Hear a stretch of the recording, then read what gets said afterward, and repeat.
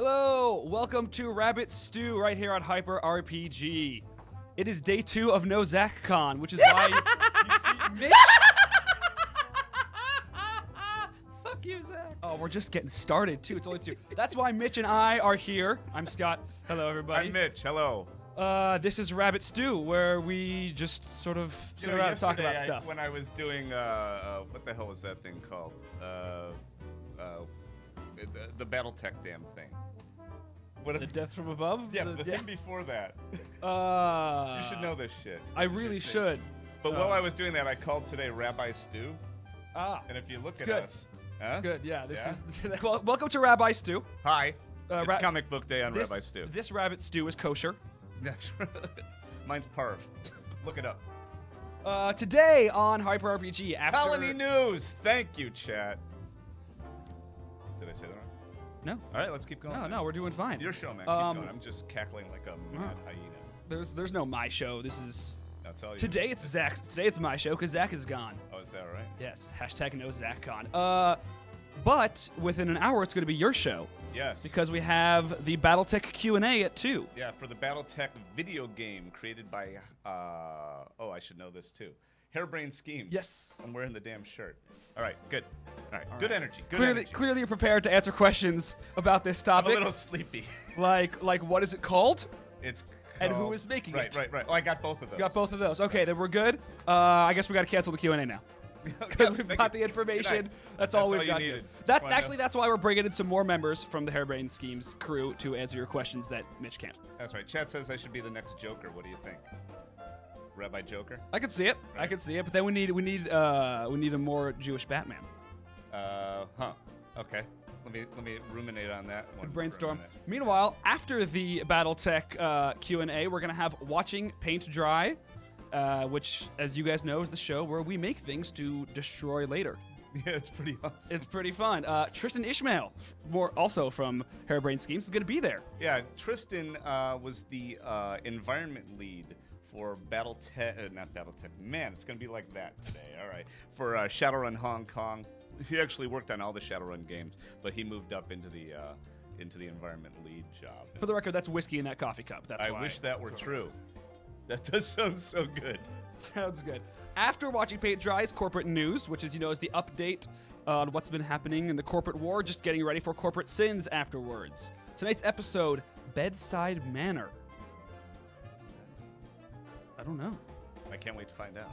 You should watch tonight, and you will find out. HTR is on its way, and the runners are short on evidence. Will they get the patients and the information out in time? I have no patience for that. See what I did there? I did. That was clever. That was clever. You might be the first person to make a patience joke. Thank you. Well, when doctors are in the world? Yes, ever. I don't think so. Ever.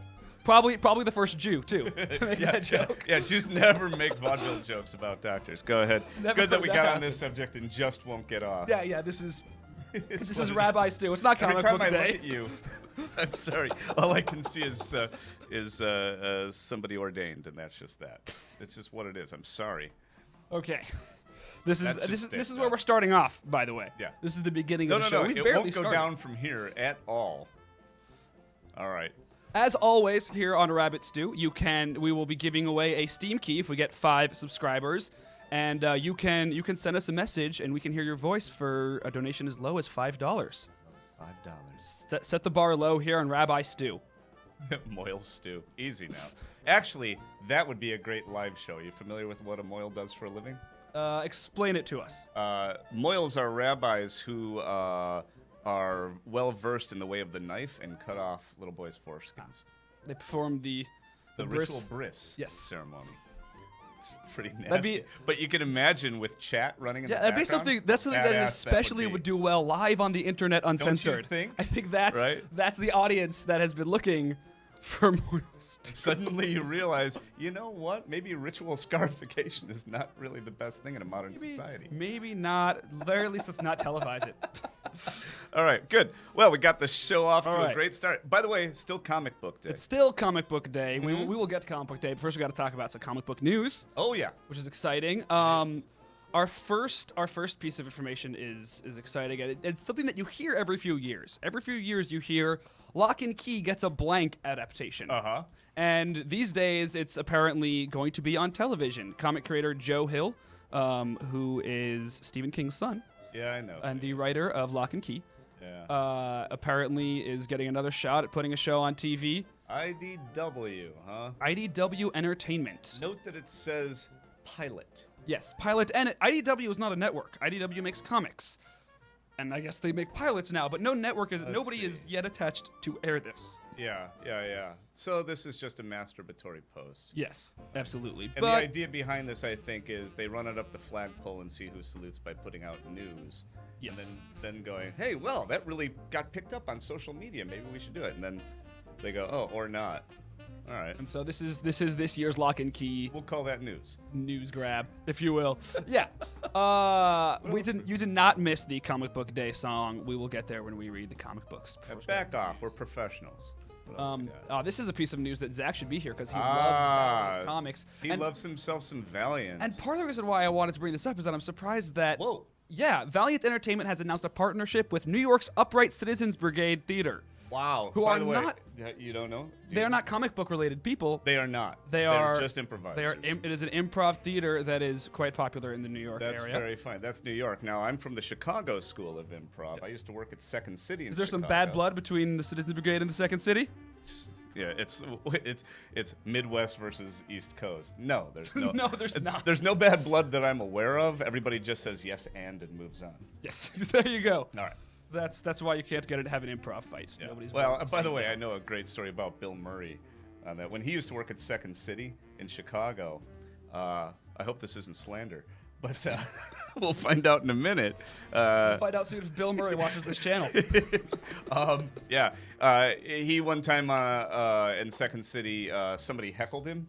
Bill Murray, by the way, is like 6'20", right? Really? Yeah, he's a big boy. And I used to hang out with his brothers. He's got a huge family. And anyway, one time he just jumped off the stage and kicked the shit out of somebody right there. And so they fired him, of course. And then he went to Second City in Toronto and did it again. It works better for me. Did he get fired that time? Yeah. Or is that just okay? And then Saturday Night Live. Then he went to Saturday Night Live. No, I can't see it. And then NBC was making too much money to fire him. Oh, by the way, Comic Book Day. By the way, Comic Book Day. Well, I mean, So, you could've just had other it than the all fact over that here, there's and a then, like, here, partnership, like it we know was that during there's going to be Paranoia. the live annual dying like yellow on across the summer room. 2016, and there's going to be the writers and creators of Valiant Comics. This can just probably scoot all the way. Apparently, they're working on a new 4001 thing. I just read my first Valiant comic over the what'd you past think? week. It was neat. Yeah? It was. Zach has been talking him up like crazy. Yeah. I said, gimme. He hasn't gimmied. Right? Yeah, right. He's apparently we might be doing a show based on the Valiant comics, and for that reason, I too have been meaning to read them. It's neat. He said that there were Visigoths involved, and I kind of assumed it was going to be one of those things where there's an alien race called the Visigoths. No, they're actually just Visigoths. And no, the book opens 402 AD, and I'm like, okay, here we go. And That's how it starts. I know it's about aliens. I know it's a sci-fi epic. I know that's all I know about it. I know a little bit more. It was a very entertaining opening. And the first issue was a good job of setting it up, where you've got these I sort of know where it's going to go, at least for the origin story from here. That you've got this war between the Visigoths and the Romans, and then you've got these aliens that land, and some of these Visigoths get captured, and they see this magical power suit that I can very much tell is going to be worn by our protagonist because that's how stories work. But it looks exciting, and I like. If you see a magical power suit in Act 1, you have to wear it by Act 3. That's just the rule. Exactly. I do not expect to take it nearly that long, because this is a comic book, so he's got it. By the end of issue 2, I expect it to be like, what's happening to me? Yeah, they explain that in the Daredevil TV show, because it took them 36 fucking hours to get the suit on. Yeah. It would have been like if Spider-Man was just him with that little ball cap, until the halfway through Act 3 when he's fighting Green Goblin. He's like, maybe I need a suit. Yeah, I'm not feeling it. Anyway, Valiant. Although part of what's great about Daredevil is the slow burn. You could say that. That's another way of saying they're pacing blows, but keep going. Yeah. If what you like. I don't know anything about Boom Studios, so we're going to skip that. This one excites me. Gerard Way at Emerald City Comic Con this year announced an imprint on DC Comics called Young Animal. Okay. Which is going to operate similarly to the way that Vertigo used to. where it's Vertigo-like titles that are sort of in the DC universe, but also sort of not. Vertigo these days is just creator-owned. So Jardway is bringing back the Doom Patrol. Wow, really? Yeah, and he's read at Emerald City Comic Con. He made it clear that he is just the biggest Doom Patrol fan. He's read every run. So we've got, unfortunately, CBR makes it a nightmare to look at images full screen for some reason. But this is our robot man, Cliff Steele, from the new Doom Patrol. I just love the name Cliff Steele. That's cool. He sounds like a male porn star. He absolutely does. And he talks like one too. Huh. He's not the most Tell eloquent. me what a male porn star sounds like, Scott. That's it, exactly. Yeah, that's actually pretty good. Not that we know. There's very little equivocation when Cliff Steele speaks. And I've heard maybe, I don't know, 7 adjectives out of porn stars in my entire life. So wow, there you go. All right. That'll be a different show called Watching the Paint Dry. We've also got our first image of Shade the Changing Girl. Instead of Shade the Changing Man, now she's we've cool. got Shade the Changing Girl, and she's got this crazy jacket that's going to make her go insane. That's nice. I like that fashion.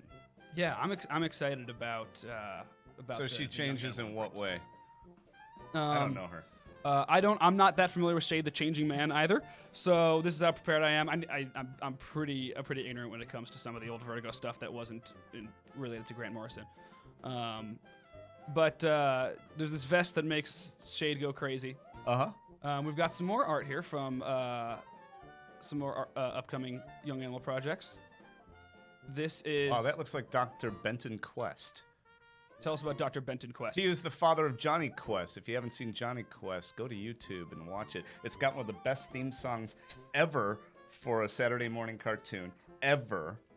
That's a bold claim. Ever. Trust the Force, Luke. I am telling you. Can we get the Johnny Quest theme song, please? Do we have a staff? Don't we have people that are waiting for us to tell them what to do? It's Johnny Quest theme song. Chop. Let's go. Anyway. In the meantime, I assume this is Cliff Steele, or not Cliff Steele. We talked about him already. I assume this is the Chief, Niles Calder, the leader of the Doom Patrol, because he's just always got that beard. Yeah, beard's a badass. Dead giveaway. Look at that. That guy could be a rabbi. Yeah. See what I did there? Yeah, I like that. All right, great. Good callback. Thank you. And, oh, excuse me, that was Cave Carson from the new... Listen to that. Huh? All right.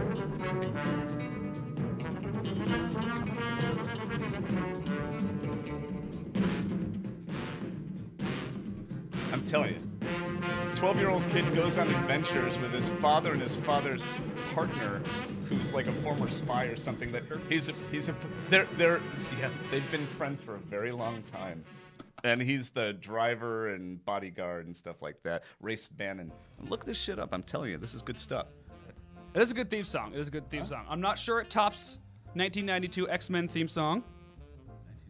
That could be my favorite theme song, just because it's so aggressively 90s. Like, it's not good, but it's the most appropriate theme song for any show, is the 90s X-Men theme song. It's like the solo guitar thing. It's what's that? hilarious. Here we go. Oh, I remember this. Like, this is the theme song of a show that has Gambit as the main character. Absolutely. That's what kind of show this is. Right? That's cool. I don't miss the 90s, by the way. Just No, to let you know. I miss or the aspects. 80s or the 70s. I miss or the aspects 60s. of the 90s, but You do? I am down Aspects with of the the 20 90s teens. was my autobiography. Dude, Yeah, my first volume. Volume 1. Yeah. All right, where are we going? All right, so Young Animal looks cool. We've got new characters coming, and I like the idea of Gerard Way being an editor. Sure. I'm not necessarily the biggest fan of My Chemical Romance. Brian Singer says Legion and Hellfire, the TV series that are both in development, will apparently explore parts of new layers of the X-Men universe. Who cares what that fucknut says at all? X-Men fans, because it's the only thing we've got. It's in good hands with Brian Singer. I did not expect these shows to tie in with the X-Men universe. I thought it was going to be, I thought they were going to go the DC route and make them separate. Yeah, right.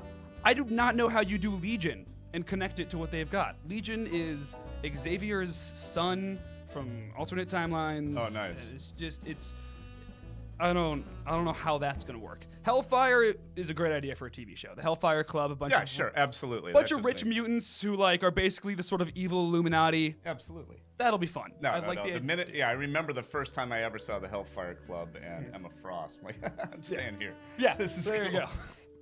I hope it opens up with the badass scene of like Wolverine underneath the Hellfire Club, just like killing everybody, which was part of like the first Hellfire arc. Are we gonna talk about the new Wolverine movie eventually?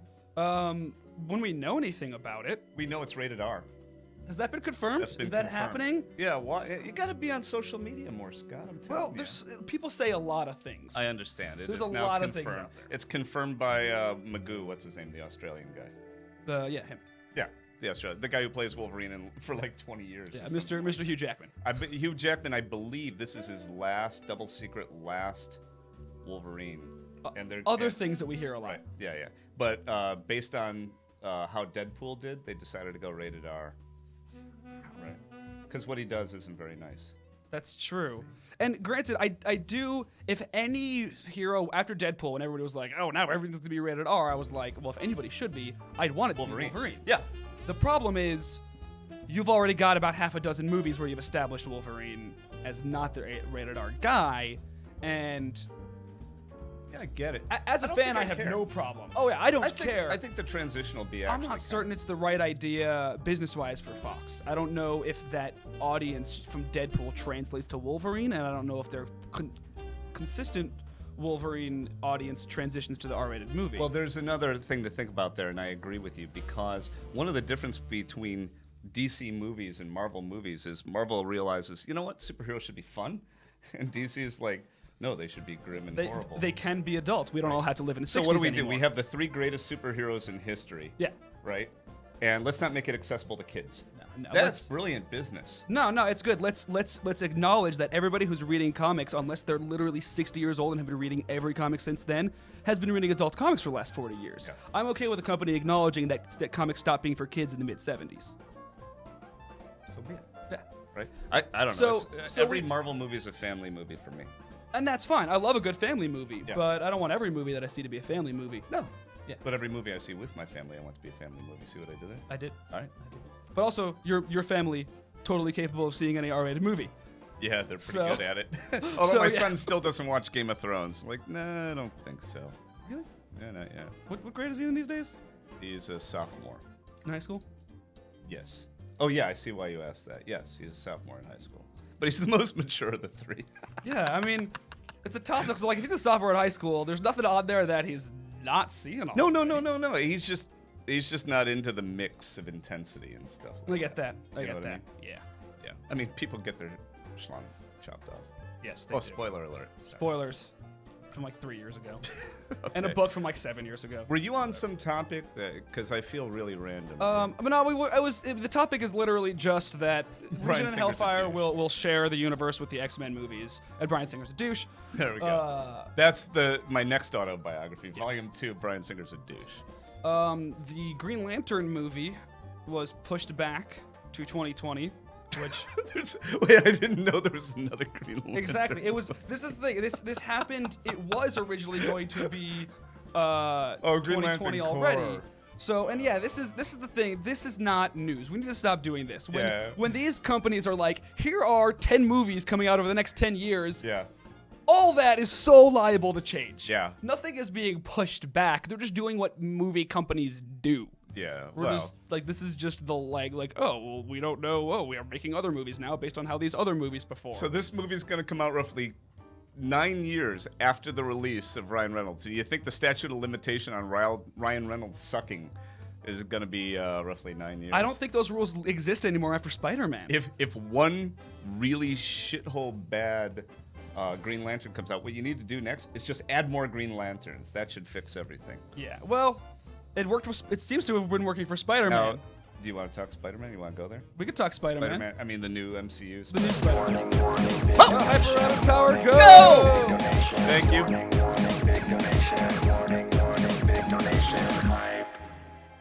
What is that? Mitch needs to what? What is that thing right there? Hi, Mitch and Scott. Reminder #NeoNet welcomes new executives to help defeat the Space Dragon AI. Thank you for that. I've been an executive. I don't like it much. Where were we? Remember, Corporate Sins is on tonight. Where I was explaining to you that that says icon. Mitch What is needs that? to do better. Oh, is that what that is? Yes. Oh. That's our do better. Oh. Emote, Well, suck or I it. don't know. So, okay, that's great. Thanks for the feedback. You're dismissed. So What yeah, else? let's actually talk about this. The Civil War movie came out, Yes. which is at this point it's Iron Man 6. We had Iron Man 1 and then 2 and then Avengers, then Iron Man 3 and then Avengers 2, and now we've got Captain America: Civil War, Iron Man 6. To be fair, Captain America had plenty of screen time and had a nice character arc. It was still Captain America 3. Yeah. And that's, I mean, kind of my biggest issue with the movie. I love the movie, but I it don't love the was movie. Civil War 3, it was Avengers 3, it Yes. was Captain America 3, and it was Black Panther 0. And Spider-Man 0. And Spider-Man 0. A little less Spider-Man 0 because it was more he exists and less like, Origin story. Well, there was, here's the okay. backstory. Here's everything you need to know before you see All the right, next so you've movie. made that list, and now what's your point? My point is that I thought it was crowded, but they still like made it fun. It was surprisingly well executed for such a crowded Yes, movie. they pulled right? that off really They well. pulled that but off. that was still the thing they pulled off. Yeah. Now we don't want to give spoilers, but I will say I did not love the movie. I wanted to love. I was jumping up and down to see the movie. Robin and I were out for dinner. We look across the street. This is the Thursday before it opens. Robin is his pet sidekick that hangs on his shoulder, by the way. And makes babies and, and helps run this company. But Robin's his wife. Oh yeah, and Emily's mother. And Emily's mother, and Right. more importantly, helps run this company. Yeah, right. So we she's the cannot community manager for Hairbrain Schemes. I remember the name now. That's good. But anyway, we're looking across the street. It's like, oh my God, Iron Man. I mean, Captain America. Captain Look what you America. did. Captain America. Can we go? Can we go? Can we go? And really, no joke, I was vibrating in my seat to go see it. And we went in there, and it was very good, and had like a fatal flaw, but it would be a spoiler to say what that fatal flaw is. But how about this? The entire big conflict could basically be averted by one short conversation Yes. between two really close friends that have been fighting, working together side by side for years and are supposed to be friends. I'm glad you say that because that actually brings up an issue that I had, and this was before I saw the movie. I've had this problem when they were trying to sell me on the movie. This is Iron Man 6. We've had so many movies with all these characters in it. Yeah. At no point have I ever been sold on friendship between Tony and Steve. So I you're saw saying friendship between Tony and Bruce. Right, I saw right. friendship between Steve and Hawkeye and Black Yeah. Widow.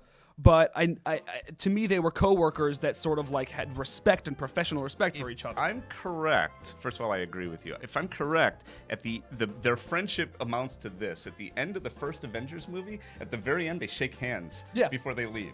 Yeah. Like, okay, we're tight now, right? Right, that's Bros it. for Yeah, life. it was just like I remember in the So- beginning of that Avengers movie when all the three guys who could fought each other. Yeah. So here's my overall statement about superhero movies. Right. This is my blanket statement. These are tentpole movies, right? These are huge, like billion-dollar industry, right? Yes. What is the cheapest thing besides craft services for making a movie? What is the cheapest element of a movie? Anybody? Class? Bueller? The answer? The fucking script. The script. Yeah, I was gonna say The they're script, writing, just putting pen on Those paper. writers, yeah, they get paid jack, right? So And there's usually four of them that get paid nothing until Right. somebody else gets some paid jack. script doctors, some script. You know what? Why don't you pay a little bit more and get a better script in these movies? You've got brilliant actors. I mean, Robert Downey Jr. is fantastic. He's ridiculously good. He just is, right? Yeah, he like we could all talk about. I call it Iron Man 6, but I'm not The guy mad at deserves that. it. I've I mean- never I've been mad about overexposure of certain characters, and Robert Downey Jr.'s Iron Man is not one of them. No, go ahead, make a dozen more Iron Man movies. I'll go see every one of them. He's great. Right? All the character development. I have no interest in the guy who plays Hawkeye. Oh yeah, That guy's a piece of wood. Whatever. He can die. that's why he's playing Hawkeye. Cut. Next. You got enough guys. You can cut that guy. Yeah. He's utterly useless, so I don't care about him. But anyway, invest in a better script. $50,000. Yeah, and that's like you say, it has one fatal flaw, and I think that like all the problems come from one place, which is the Russo brothers started out making Captain America 3, and Disney told them it's going to be Civil War now, and you can see when you watch the movie, I won't show you where, but there are parts where I'm like, that would have been different if it were this movie, and that happened because it's this movie, and like you can see the movie they set out to make, and then where it turns into the movie they were told to make. Well, having made entertainment, right? That takes a great effort to make. Yes. You know, that stuff happens. Yeah. You know, and as an audience member, it's no fun when that happens. And yet they put together a good movie. I'm just saying, for me, even though they introduced these new characters extremely well, right? I mean, there was a lot of great work in a lot of the character interaction, the acting. It was in no way a difficult movie to follow.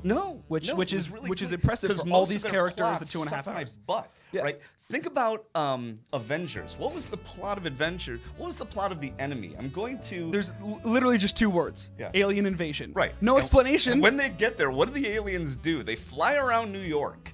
This is their grand plan with their invading fleet. We're gonna fly around New York. We're not gonna even do what they do in Independence Day. Yeah, they don't even blow up the White House. They don't do nothing. They fly around and they attack residential buildings or business buildings and they take hostages. It's utterly ridiculous. And they climb buildings for no reason at all. Right, and they're Loki's army, but not really. They're not. And meanwhile, what Loki's plan is to open a portal and then keep it open. That seems to be whatever. Yeah. And then I hope nobody comes to this tower. You better write a quip quick. Yeah, exactly. And then even at the end, it is implied the whole thing was just a test to be like, are the humans dangerous? And they say to challenge them is to court death. And Thanos is like, all right, I guess I'll fight them. This was my can they handle an invasion test, and then I'll see you in 10 years. I'll add one more thing just since we're on the whole Avengers franchise and stuff like that, MCU. It's all leading to, what do they call those power gems? What the hell is those? The Infinity Stones. The Infinity Stones. You'll notice that they keep shoehorning the Infinity Stones into every movie to lead up to Infinity War, and I don't think anybody cares.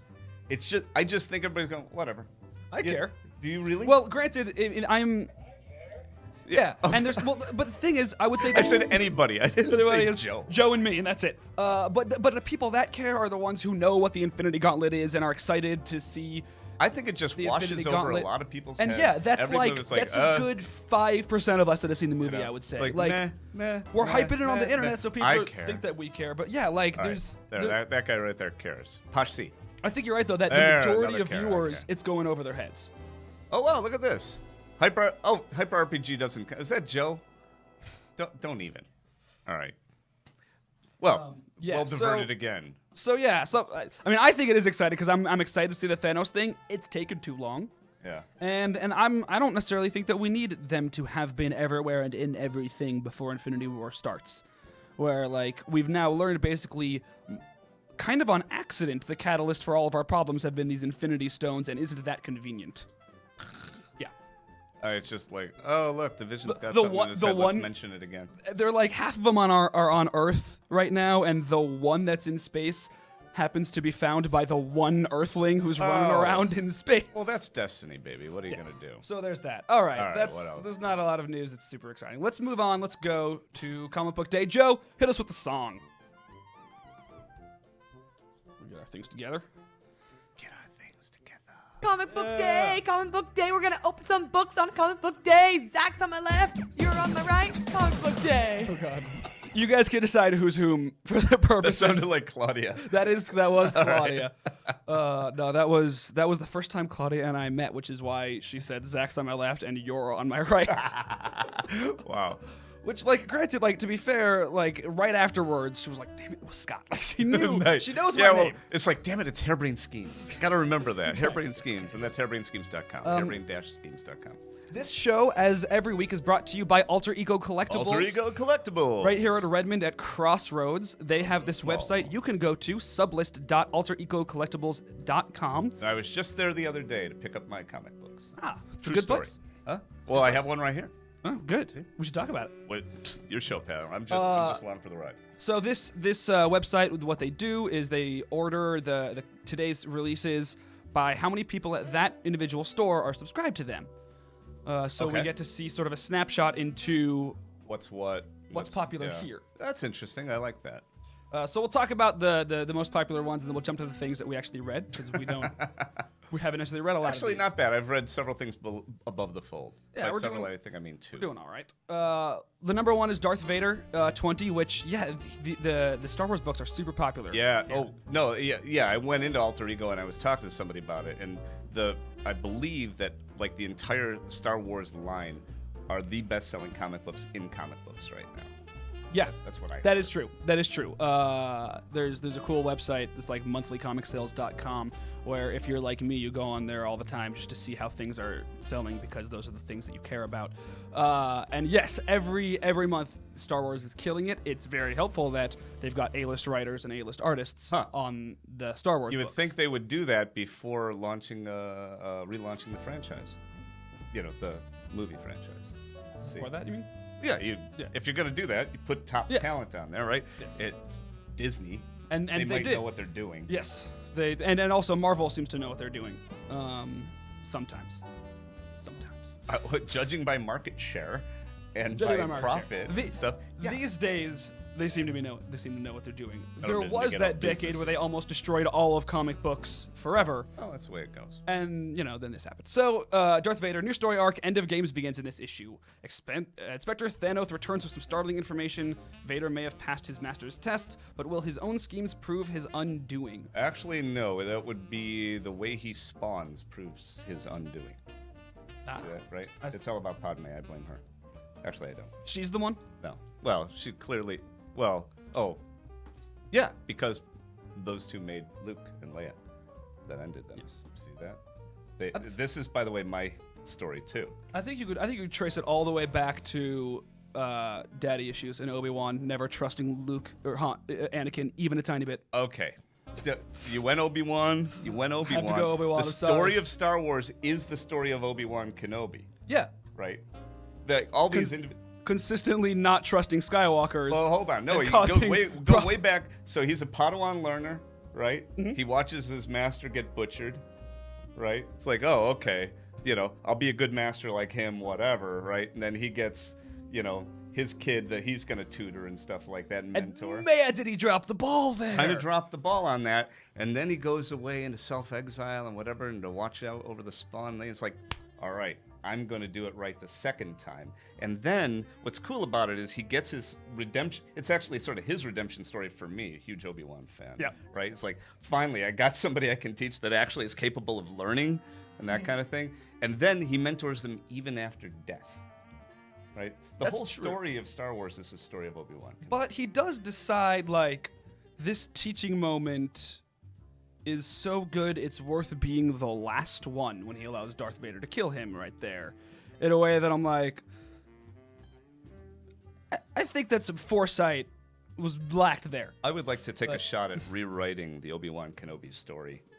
Yeah. Well, yeah, because Return of the Empire Strikes Back ruins Obi-Wan Kenobi forever. It's like, that is unbelievable. It's like, oh yeah, when I told you your father died, from a certain point of view, it's just like, oh great, my teacher's like Yeah. an equivocator and stuff. There you It's go. like, There you go. It's he's a politician. That's great. Force ghosts aren't helping in the new movies. Yeah, good point. That is true. Anyway, we're on Star. Oh well, we can be. Well, on so Star yeah, we got here. No, we're good. I started reading the Darth Vader series and I dropped it because, like this, will his own schemes prove his undoing? I know how this goes. Yeah, but also Darth Vader, Kieran Gillen is writing him as a struggling character. Uh-huh. And I am not interested in Anakin Skywalker. Right. I want the Darth Lord of the Vader. Sith. Yeah. Right. I don't want the guy that is sad about his wife dying. I want the mysterious Dark Lord of the Sith that is an evil force of nature. That's the Darth Vader we all fell in love with. This is the ambassadorship. Where is the ambassador? Or whatever. It's the, Yeah. blah, Yeah, blah, blah. I don't want Padme. No, that's not my Darth Vader, and it's not anybody's Darth Vader. I'd like to take another shot at that too. So we've got Darth Vader 20. All So, right, but done it's with apparently a very good book. Deadpool number Deadpool. 10 with the Mike Allred It's- cover, or 11, whatever. or 11. I know numbers. Sabretooth. Deadpool versus Sabretooth concludes here. Hidden secrets, healing factors, and horrible violence, plus Magneto.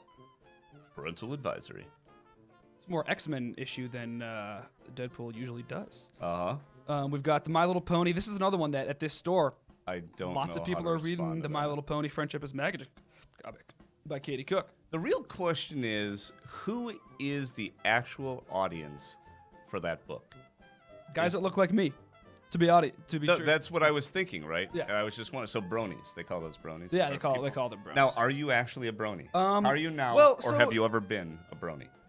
To answer that question, I must ask you how you define the term brony, You define it, baby. because I have watched and enjoyed the show. Okay. And that is the extent to which I am at all involved with My All Little right. What's Pony. the next step after that? I would say there's actually it's that, and that is participating with the online community.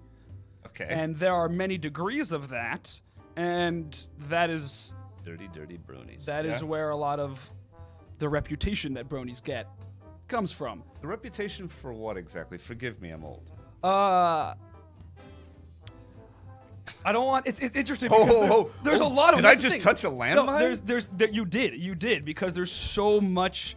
There are bronies that have a reputation for that being their source of masturbatory material. Is that right? That is right. There's a name for them. They're called cloppers. Cloppers. I see where it's going. Oh, cloppers. Yes. Clopper, hardly know. So there's that. There's people who write fan fiction, and there's like there's a whole fandom that has a bunch of characters that like they follow, even though they've created that are not in the show. I assume this intersects with the furry community? I would assume too, but okay. This is not me judging. I'm just I can't. Exploring. I'm telling you really the extent of what I know. I can't really elaborate post I've said because I don't necessarily know that much. Look at that. Oh, everybody's not the discovering same. Not the same, Brony and Cloppers. No, I'm learning. I'm here to learn. So yeah, that's the problem with one of these terms. It's like asking, are you a Batman fan? There is a lot of spectrum between I've seen these. Like if you've seen some movies and There's you like some serious Batman, slash fic for Batman too. That's but, what like, I heard. So I have heard too. But yeah, if somebody says, I'm a Batman fan, and all they've seen is the Christopher Nolan movies, they're not wrong. They are fans of Batman. Yes. But if somebody has read all the comic books, then they are a very different Batman fan. Thank you for saying that. I think that's really important because I'm, as a nerd, as a historic nerd, who's had 50 years of nerddom, right? Well, I'll call it 40. But that's a big deal because people saying you're not a Batman fan if you're only a Christopher Nolan or whatever it is. And you can see, I hate geek hierarchy. Yeah. Right? Especially because this is about love. Yeah, and if you're a geek, you must know what it's like for people to be like, what? That's stupid. Then you really might know what it's like. There you go. Don't do that to other people's geekdom. That's right. That's right. You don't want them doing that to you. Yeah, that's right. Stop putting people in boxes and telling them they're not a fan. You don't got to put someone else down to raise yourself up. Why you got to do that? You got to do that. Why you got to hate? Hey, here's a comic I read. So we can talk about things that we've actually Batman. Never heard of the number Tell 52. None of this information here about the creative team is accurate. Echoes from Batman's past ripple out into Gotham City's future. Scott Snyder wrapped up his 51-issue Batman run last month. The new writer on Detective Comics in a month will be James Tynion IV. He wrote this issue, 52. I really liked this issue. It had, in the beginning, it shows a young Bruce Wayne right after his parents died. And Alfred brings in Dr. Leslie Tompkins, who is a therapist who helped him when he was younger. And she works near Crime Alley, I believe. Yes, she does. She tells him to start writing down goals. Oh, that's interesting. In a journal. Okay. Life goals, like this thing has happened to you. What do you want to happen after it? You can't just walk. You need to decide. There's a course of action. And so we sort of see him grow up, Bruce grow up a little bit as we see different goals. And I expect it to be like 1, 2, 3, like a Zombieland, but it jumps like 1, 13, 30. Like that's cool. He's got a lot of them, and then there's a moment where Alfred takes it and writes in it, remember that your parents are always proud of you. And when Bruce reads that, that's the moment that makes him go, I need to stop wallowing. I need to train. I need to do something real. This needs action. That actually sounds really good. It was beautiful. It was a beautiful one-shot story, Batman 52. Really? Great. That's awesome. Now I want to read that for real. That sounds really great. The people writing Batman right now are killing it. Really? Batman is excellent right now. I like this. Goal number 36, build a bat computer. You got to think about that. Somebody in a really nice car drove past him when he was 12, and he was like, make that, but with a bat on it. Right.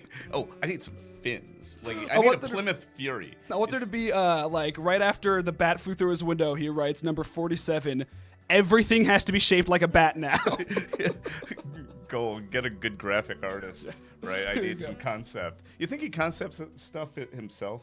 I have read books in which that is the case. What shape language am I going to use for the Batman? Let me think about this. Just There's a great tie-in to Final Crisis Grant Morrison wrote called "What the Butler Did," and okay. There's a bunch of plot stuff going on where Darkseid has got a monster going through Bruce Wayne's memories to create clones of Batman to be perfect soldiers. Sure.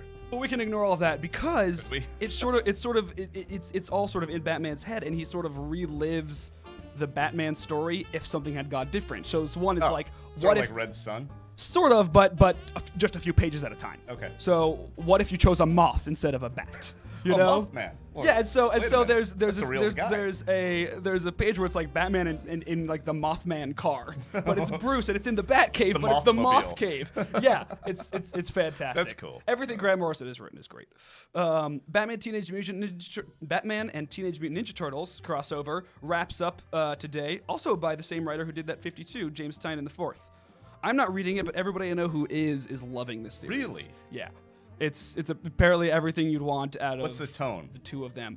More Ninja Turtles than today's Batman, where like Batman is almost like he's apparently not a silly figure, but like the Turtles are like he's so cool. Like we think Batman's awesome. Like the straight man? But he's the straight man surrounded by all these turtles and stuff. I mean that's the way.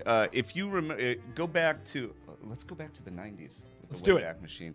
Back when John DeMatteis took over the Justice League. Yeah. Remember that? Yeah. So that was. By the way, I recommend that if you haven't read that series. Right. It's the Justice League, except it's got a really fun tone to it. It's like, oh, what if comic books were fun? Yeah. If you just Google Justice League International, you'll get information that tells you about that. And Batman's a great straight man. Yeah. Batman's the straight man surrounded by Guy Gardner and Booster Gold and Blue Beetle. Guy Gardner is my hero. Now that's a superhero. Guy Gardner is the most underappreciated Green Lantern. Not by me, baby. Yeah, I know, he's the greatest. All right, now this one I actually read. We both read this comic. That might be the only one. No, well maybe today, but Black Panther #2. This is the second issue. We talked about this last month when #1 came out. Zach and I did. Ta-Nehisi Coates. I don't know if I'm pronouncing that right. Say that again. Coitus? Ta-Nehisi Coates. Oh, Coates. It's Coates. His last name is Coates. Of course it's Coates. I'm like getting all in my head. Ta-Nehisi. I know. Yeah, okay. Coates. I know vowels, guys. Yeah, sorry. Coates. Thank you. Yes, no problem. Gitelman. So yeah, I can't pronounce his first name properly, but I heard him interviewed on National Public Radio recently. Oh yeah? Yeah, he was terribly, terribly articulate. Yeah, that guy's good. I can't remember. What else does he do? This is his very first comic. I know, but he was a novelist, and I don't know any of his books. No, he does something else too.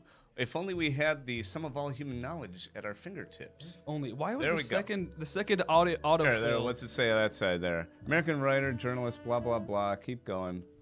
What's it? Wikipedia. He's not a handsome man. He's got a weak chin. He's been a reporter. He's contributed for Time magazine.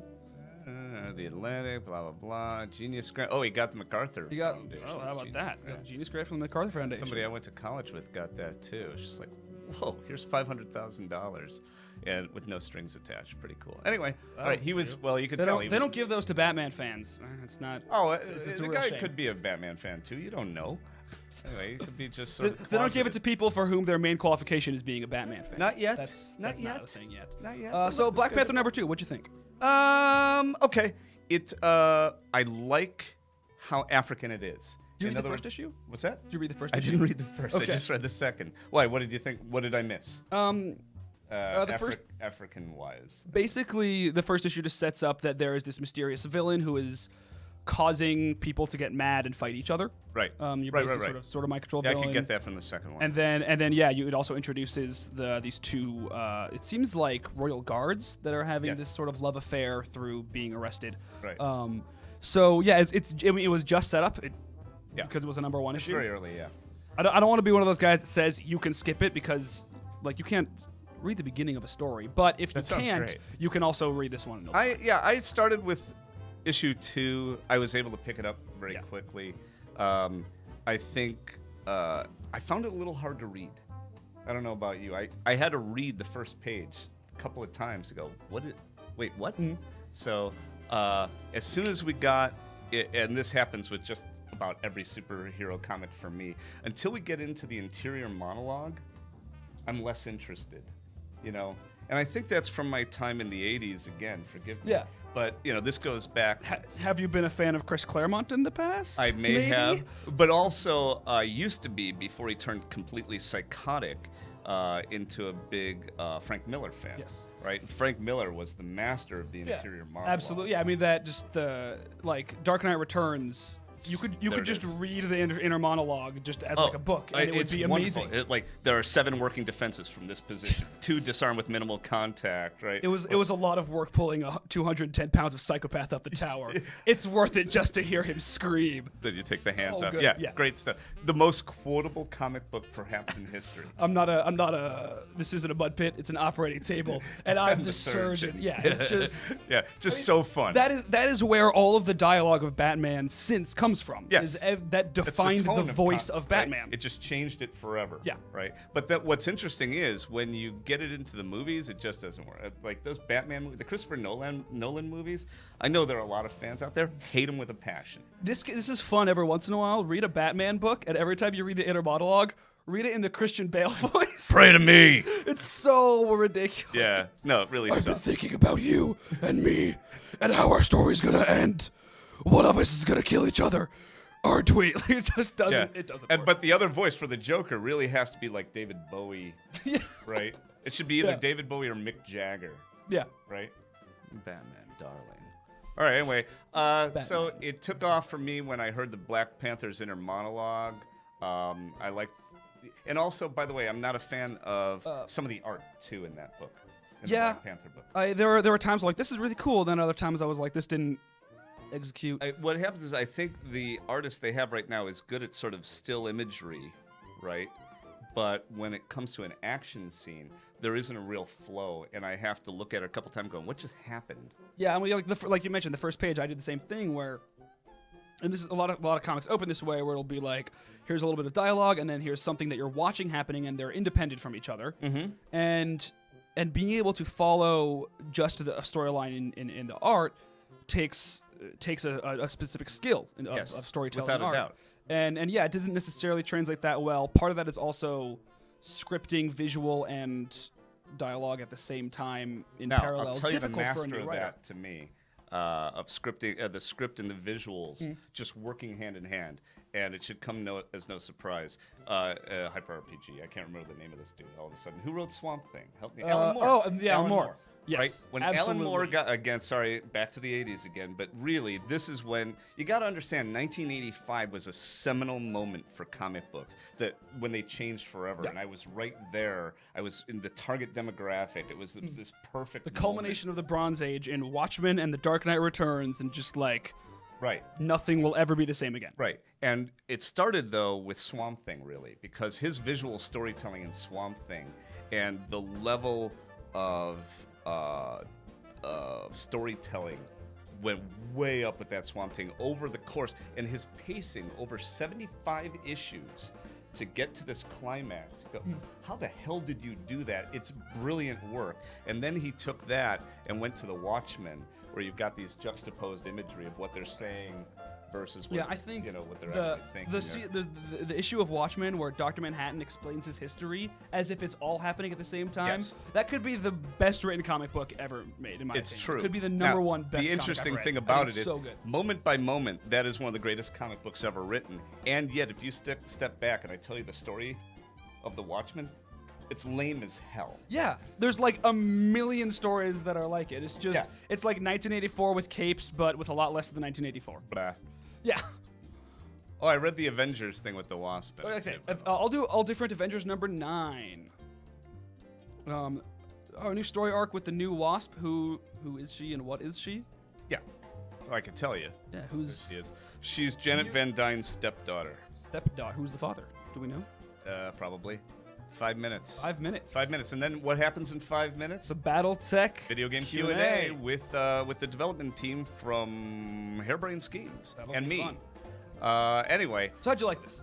So there's good parts and bad parts. The good parts is I thought it was clean, economical writing, and it was easy to. It flowed really nicely. I think the art was nice and clean, and the action flowed nicely, and it was an enormous just data dump. This issue is just exposition, and it's kind of ham-handed, and I didn't terribly appreciate it. Harebrained schemes. Harebrained schemes? Harebrained-schemes.com. Thank you, Emily. All right, we've got the information down here. It's called harebrainskis.com. Okay, thank you. Yeah. So yeah. Oh, and by the way, that's Twitter feed. We be Harebrained at We Be Harebrained. All new, all different Avengers number 9. Looks like a good jumping on point if you. Yeah. It's a really very digestible Avengers book. And Mark Waid is very good at doing that. He did like 70 issues of The Flash, and you can pick up just any arc right there and follow it. You don't need to that's a real talent. He's really good at that. Yeah.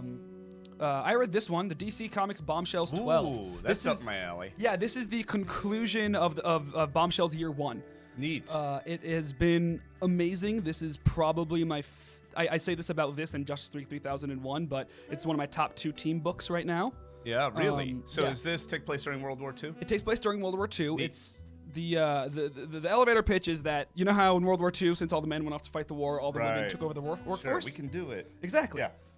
They had to take over the superhero force. I love that. Yeah, it's not like Batman is busy and Batwoman is taking over. Right. Batwoman is the hero of Gotham. Right. And that's it. Right. It's just Batwoman. But this story started off all over the place and kind of with a bunch of different heroines across the world, and they all met up, and they all had different themes. So like Zatanna was kind of like a horror movie in Nazi Germany. Supergirl and Stargirl, theirs sort of reflected like a propaganda film because they were from Russia. Sure. We've just got a high seas adventure with Aquawoman and a classic war movie with Wonder Woman. And you like all this stuff. And it's all great. That's cool. It all came together so well. This was the conclusion of this big Nazi zombie bad guy that the Bombshells fought. Fantastic book. Yeah, that sounds great. And then this story just ended, so it'll probably be all collected in a hardcover soon. Yeah. My daughter Charlotte would eat this one up. Anybody who likes comic books, I think, would too. Yeah, that's cool. Yeah. I don't know anybody to whom I wouldn't recommend this book. That's great. Yeah, unless they just don't like superheroes at all. Yeah. So we have a few minutes. Let's talk about things that we've read instead of these other things. Let's see what else. Missed Archie. Been away from Archie for a while. I read the Uncanny Inhumans. We saw Medusa and Johnny Storm's relationship begin. I miss her. Yeah, she and Johnny Storm are dating, and we saw how that happened.